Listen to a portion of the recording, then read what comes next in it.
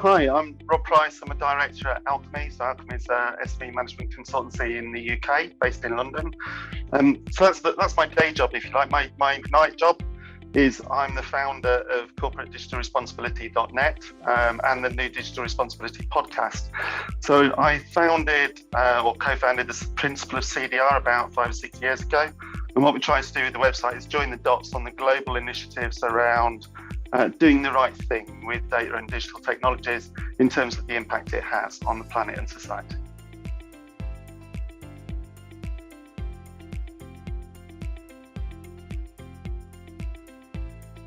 So we defined corporate digital responsibility as a set of practices and behaviours that help an organisation use data and digital technologies in ways that are perceived as socially, economically and environmentally responsible.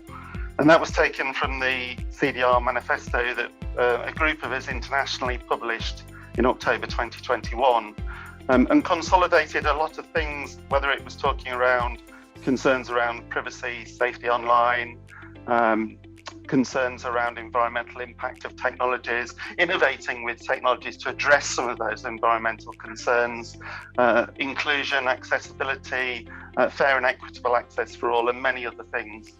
But in principle, that's CDR.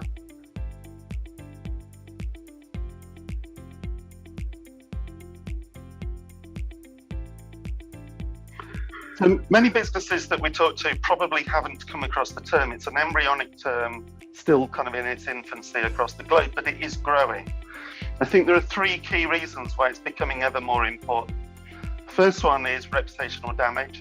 So we've seen the impact of GDPR and the fines through that, but we know there will be more from an environmental, from an AI regulations perspective. Second one is access to talent. So people coming through from universities or from schools are going to make different decisions around the type of organisations they work for, and it's important to be ethically kind of transparent in the impact that you're having on the world. And the third one is access to money. Increasingly, private equity and other investment houses are focusing on long-term sustainability, whether that's ESG or indeed recently some organisations have been measuring that using CDR as a way of looking at the long-term sustainability of where they place their investments and place money.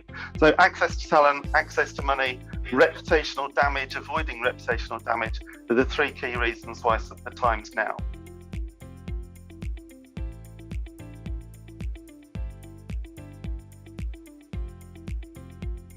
Absolutely. So the UN Environment Programme about 24 months ago started looking at digital transformation, both in terms of themselves, but also the impact from an environmental perspective. And out of that came the launch of CODES, the Coalition of Digital Environmental Sustainability, which was the UN Environment Programme, the UNDP, German Environment Ministry, Kenyan Environment Ministry, etc. And as a global entity with about 1,000 people collaborating over the last year or so, they last month in Stockholm issued their global action plan, the CODES Global Action Plan for a Sustainable Planet in the Digital Age. And what it's trying to set out is a framework actually remarkably similar to CDR, and it quotes CDR in that report, that helps organisations, public or private sector, governments or private business, to be able to make an impact. And in essence, it's split into three shifts. The first one is about the enablers. The second one is around protecting from harm or minimising negative impact. And then finally, it's looking at how to innovate to solve some of those kind of biggest challenges like biodiversity, minimising waste, climate change and the like. I would say there's about a 90% correlation between the CDR initiative, which is one of about 50 or more that are named in that report. In essence, what it's saying is it doesn't matter what they're called.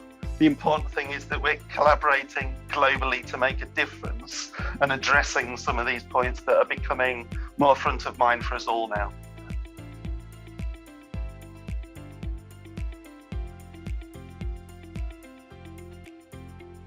So I think one of the questions that I've been asking for a couple of years now is who's responsible? Who in the exec board has got the responsibility to holistically look at these things? And the answer is probably only the CEO, because actually it's a lot of people, and therefore the CEO in the leadership they provide is the critical person in terms of making momentum in these things.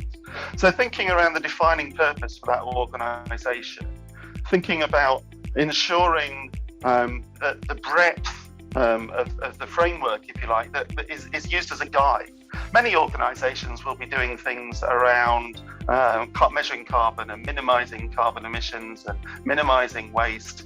How many of them are looking extensively across the clean tech and green tech supply chain to think about those organisations globally that can help accelerate them on that journey?